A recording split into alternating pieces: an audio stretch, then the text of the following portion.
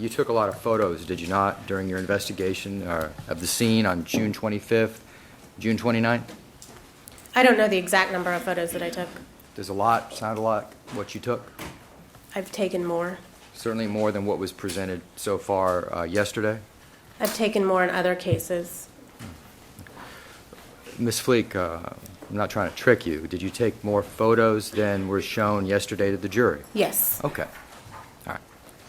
Now, yesterday you spent a lot of time with Mr. Walgren chronicling, showing the items that were recovered and pointing out pictures that were taken.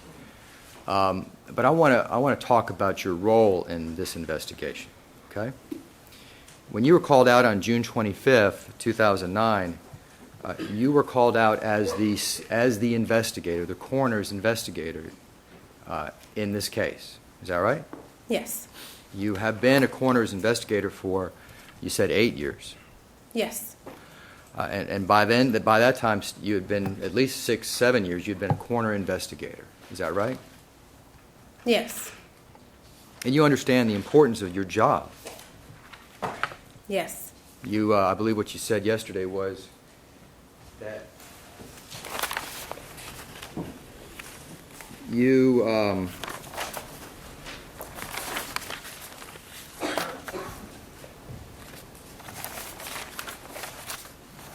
collect evidence, complete report for autopsy to determine cause of death. Is that right? Yes. And you said that your job is to collect as much information as possible to provide to the pathologist to make a determination about cause of death, right? Yes. And mode of death. Yes. And that's important not just for families of individuals who die. That's important for them, you would agree. Yes, it is. It's also important for individuals who are subsequently accused of a crime. Yes. Did you take any notes when you collected that evidence on June 25th? I did. Okay. And where are those notes? I did not save those notes. All of the information from my hand notes on the 25th was put into the narrative, the evidence log, and case notes. Where was those handwritten notes? Where were they kept that you would have lost them? Objection misstates the testimony. The objection sustained. Did you lose them or did you intentionally delete them? I intentionally destroy all of my notes from scenes once I write the Form 3A. Except for June 29th. Correct. Because that was a lot more information than I usually have. Why would you destroy your notes from June 25th? Because after a normal scene investigation, I get rid of my notes and I put everything into a narrative. Returning to a scene a second time is not something that's typical, and there was a lot of medical evidence, so I kept those notes.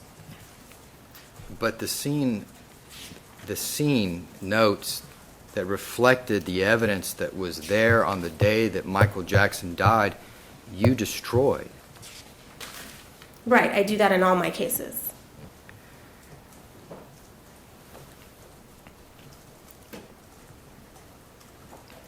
All right. Ms. Fleek, would you agree with me that you made a substantial number of mistakes in your investigation of this case? No. You would. Well, would you agree with me that if you don't take notes, you don't keep your notes, that's bad investigation, that's bad investigative work? Would you agree? No. Why do you think you take notes, Ms. Fleek? To write the report? Well, what about later when you have to testify and you have to refresh your recollection? You then have your report to read off of. So your report is complete and thorough. At that time, yes. And the report of the things that you found on June 25th, 2009 is reflected in one form, Form 3A. No, the Okay. Narrative 3, the Form 3A, the evidence log, and then case notes.